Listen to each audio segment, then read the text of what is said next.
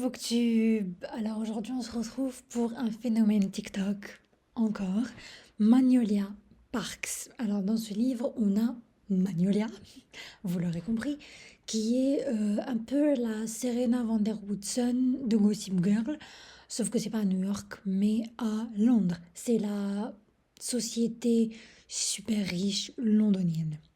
Et Magnolia, il faut savoir que c'est la fille à papa, que c'est la fille fashionista, mais on s'attache à son personnage parce que sous toutes les coutures de marque et de standards qu'elle se met, c'est une fille qui est passée par des épreuves terribles.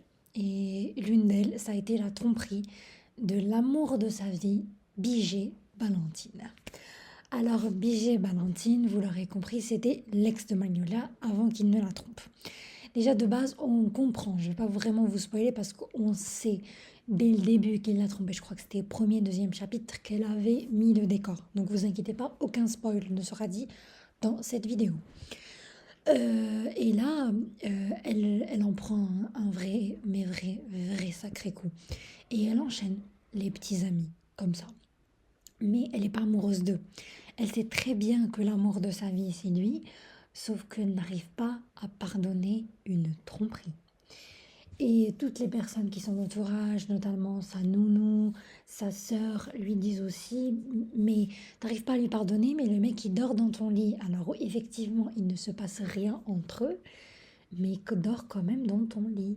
Et à chaque fois, parce que lui aussi il a des conquêtes de son côté, à chaque fois qu'il en a terminé avec une conquête, il revient avec Magnolia en mode ouais, on est potes. Mais en vrai, tout le monde sait qu'ils sont destinés à être ensemble, hein. C'est les termes. Et c'est toute la complexité de Magnolia Parks. C'est qu'on va apprendre à connaître Magnolia, ses potes, leur entourage et comment et est-ce que surtout leur couple va survivre et comment est-ce qu'elle pourrait pardonner un truc pareil. Parce que personnellement, et là je vous donne mon avis personnel, un mec qui trompe une meuf, que ce soit ma meilleure pote, moi-même ou même une cousine éloignée, je lui dis cheater once, cheater twice. En gros, celui qui trompe une fois trompera une deuxième fois. Et d'ailleurs, je déteste ça dans les livres. J'ai décroché un roman super connu d'une autrice à cause de ça, parce que la tromperie, c'était un truc que je ne supportais pas. Mais le contexte de cette tromperie, si. Et le contexte du livre que j'ai d'INF, dont je vais vous en parler très bientôt, je vais vous faire en fait une compilation de tous les livres que j'ai pas aimés en 2025 et pourquoi. Je vous expliquerai. Par celui-là, j'ai accroché parce que, en dépit du comportement de Bijé, on comprend qu'en vrai, c'est juste des ados qui sont en quête d'eux-mêmes et qui n'ont pas su surmonter leur traumatisme d'enfance, pour l'un comme pour l'autre, hein, et qui malheureusement ont trouvé l'amour de leur vie au pire moment. Parce que c'est genre, ils sont trop jeunes et ils peuvent pas avoir la maturité de faire ce qu'il faut pour faire marcher un couple. Et j'ai lu les 3 tomes de Magnolia Parks, tome 1, tome 2 et tome 3. Je pense pas que je vais vous parler des deux autres parce que je pense que je vais faire un topo assez complet ici. C'est la suite et des événements entre Magnolia et BG.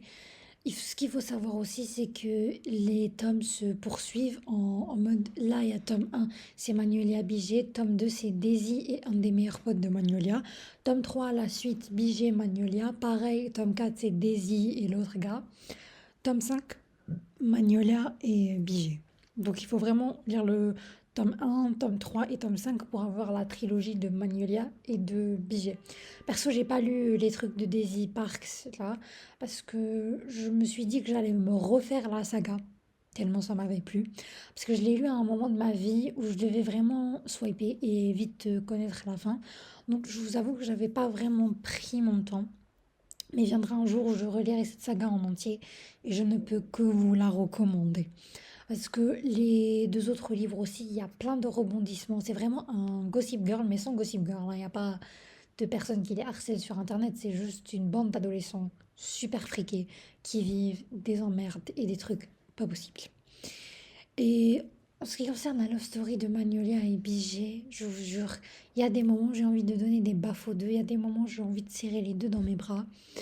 mais je comprends la hype sur ce livre et je vous la partage. Je vous dis que ce livre vaut la peine de le lire. Maintenant, le seul point négatif des 3 tomes, hein, que ce soit 1, 3 et 5, c'est les longueurs. J'ai trouvé qu'il y avait beaucoup, beaucoup de longueurs. En même temps, je vais pas vous mentir. Moi, j'ai lu ce livre, je vous ai dit à un moment où j'avais pas le temps parce que c'était les funérailles d'une personne qui était proche de nous. Et du coup, j'avais vraiment pas la tête à ça. C'était pas possible de lire l'esprit tranquille. J'ai fait de mon mieux, mais comme je vous l'ai dit, c'était pas le bon moment pour moi pour lire cette saga. Conclusion, j'ai adoré. Je vous la recommande. Alors, en ce qui concerne mes citations préférées, j'en ai deux. Le tir risqué et manqué. Le désastre de ce que nous sommes devenus survole en le bombardant ce que nous étions. Tourne 2 fois au-dessus de ce que nous aurions pu être avant de s'éloigner pour atterrir exactement là où nous ne voulions pas aller. Ah, la complexité de l'histoire Magnolia Biget.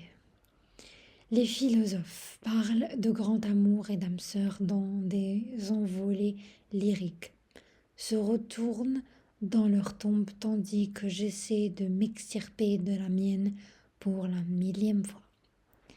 Je vous la recommande, c'est une saga que j'ai vraiment appréciée.